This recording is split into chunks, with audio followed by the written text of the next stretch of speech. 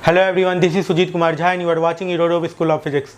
In this video I am going to discuss about question number 262 of IEODO. देखिए rotational mechanics के इस question में author क्या कहना चाहते हैं.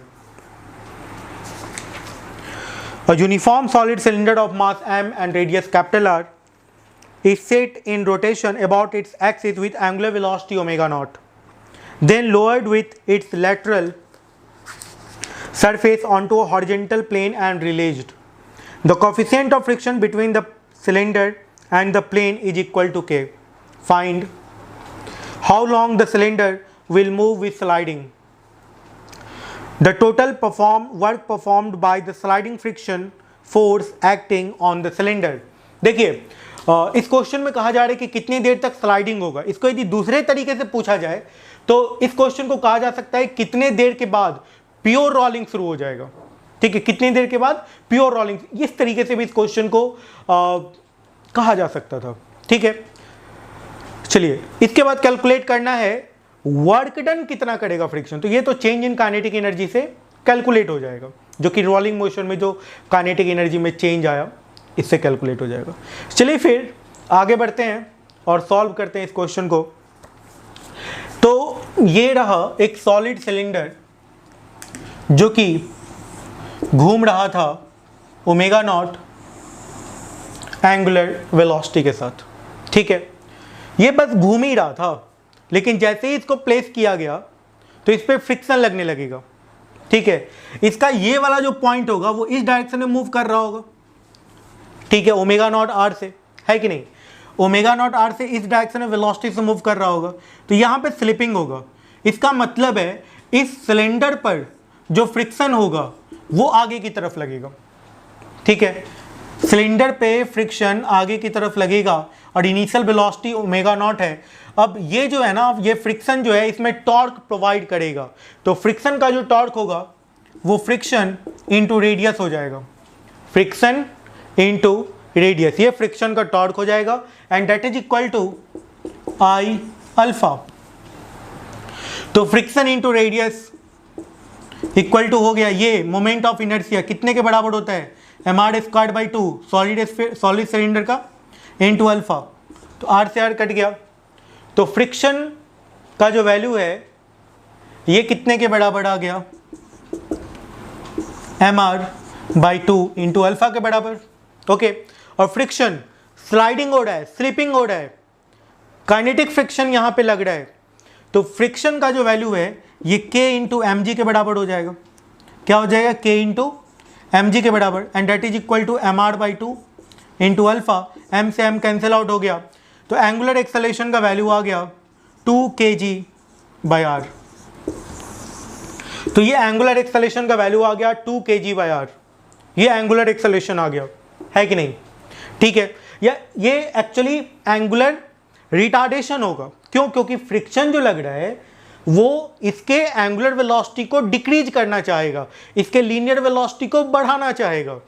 तो ये जो एंगुलर एक्सेलरेशन कर रहे हैं ये एक्चुअली में निगेटिव है, रिटार्डेशन है ये. तो रिटार्डेशन है तो इसका एंगुलर वेलोसिटी घटेगा.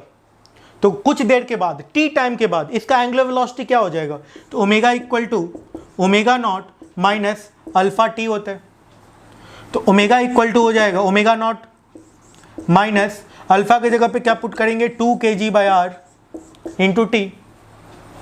ठीक है, रेडियस से मल्टीप्लाई कर दीजिए, तो ओमेगा आर इक्वल टू हो जाएगा omega not r minus 2 kg/t. ये आ जाएगा. ओके, सही है. अब आ जाते हैं इसके लीनियर मोशन पे. फ्रिक्शन लग रहा है. ठीक है, फ्रिक्शन कितने के बराबर लग रहा है, kmg के बराबर, और ये फ्रिक्शन इसमें एक्सेलरेशन प्रोवाइड करेगा.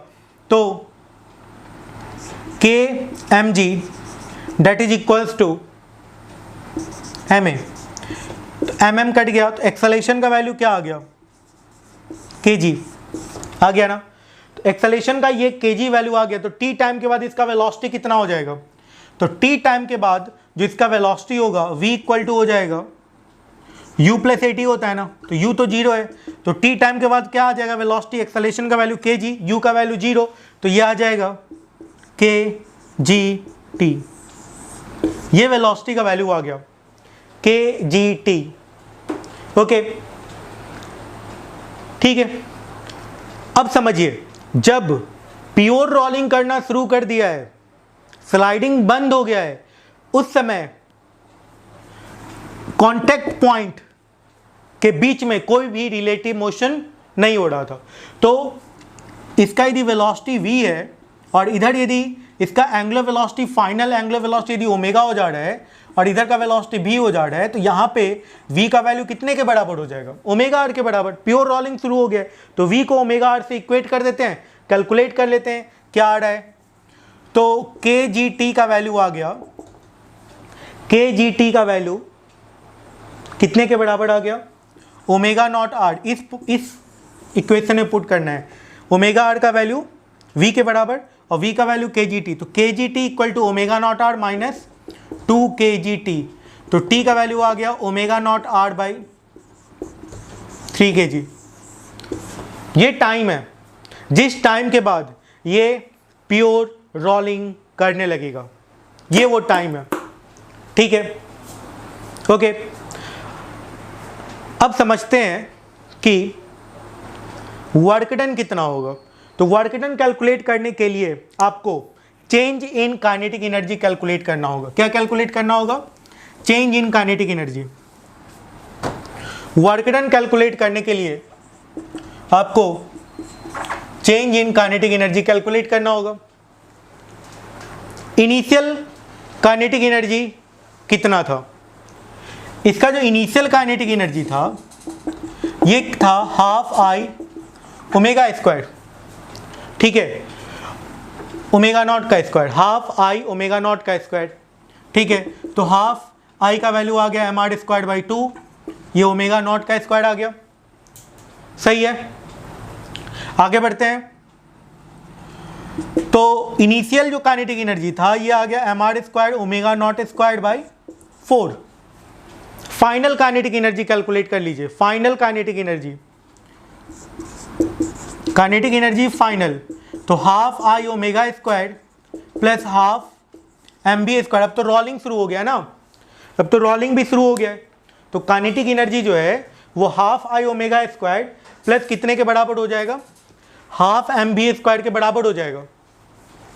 Half I omega square plus half M B square के बराबर हो जाएगा। पुट करते हैं, ओमेगा का क्या वैल्यू आ गया है? फाइनल एंगुलर वेलोसिटी का वैल्यू कितने के बराबर आ गया है? तो टी टाइम के बाद जो ओमेगा का वैल्यू था, ठीक है, ओमेगा आर इक्वल टू क्या था? Omega not r minus 2 kgt, यही था ना? यहां पे क्या था? 2 kgt था, यही था। तो यहां से आपको ओमेगा का वैल्यू मिल जाएगा, omega not r minus t के जगह पे क्या पुट कर देंगे? Omega not r by 3 kgt। तो जैसे ये यदि आप यहाँ पे पुट कीजिएगा तो ये कितने के बराबर आ जाएगा? 2/3 ओमेगा नॉट आर के बराबर, ठीक है। तो ओमेगा का वैल्यू कितना आ जाएगा? Omega not by 3। ओके, तो वेलोसिटी का वैल्यू कितने के बराबर आ जाएगा? वेलोसिटी का वैल्यू आ जाएगा ओमेगा नॉट आर बाई 3, है ना? ओमेगा आर के बराबर आएगा वेलोसिटी। पुट कर देते हैं, तो यहाँ पे आ गया half m are square by 2 into omega square, तो ये आ जाएगा ओमेगा नॉट का square by 9 plus half M B square, ठीक है। तो ये आ जाएगा omega square r square by 9, omega not का स्क्वायर आर स्क्वायर बाई 9, ये आ जाएगा। तो इस केस में आप half m are square omega not का स्क्वायर बाई 18, 2 इंटू 9 18 कर सकते हैं, ये कॉमन कर सकते हैं, ये 1/2 प्लस 1 आ जाएगा जो कि 3/2 के बराबर आ जाएगा। तो फाइनल काइनेटिक एनर्जी यहाँ से कैलकुलेट हो जाएगा।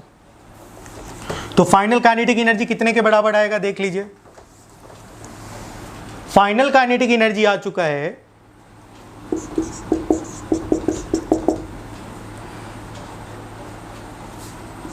M are square omega not का स्क्वायर बाई 18 इंटू 3/2, ये कट गया 6 से, ये आ गया M R square omega not का स्क्वायर बाई 12, ये आ गया। फाइनल काइनेटिक एनर्जी कैलकुलेटेड है, इनिशियल काइनेटिक एनर्जी कैलकुलेटेड है, वर्क डन यहाँ से निकल जाएगा। क्या होता है work done? Change in kinetic energy, ठीक है। तो पुट कर दीजिए, ये मास को हम लोग स्मॉल m लेकर के चल रहे हैं, तो ये हो जाएगा M are square omega not का square by 12 minus M are square omega not का स्क्वायर बाई 4, यही तो वर्क डन हुआ है। तो M are square omega not का स्क्वायर बाई 4 कॉमन आ गया, 1/3 माइनस 1 आ जाएगा, यहाँ से ये आएगा 2/3, तो जो फाइनल रिजल्ट आएगा m are square omega not का स्क्वायर बाई 6। ये यहाँ पे फाइनल रिजल्ट है जो कि निगेटिव में आएगा, तो यहाँ पे वर्क डन जो होगा वो निगेटिव होगा, है ना। Okay, thank you.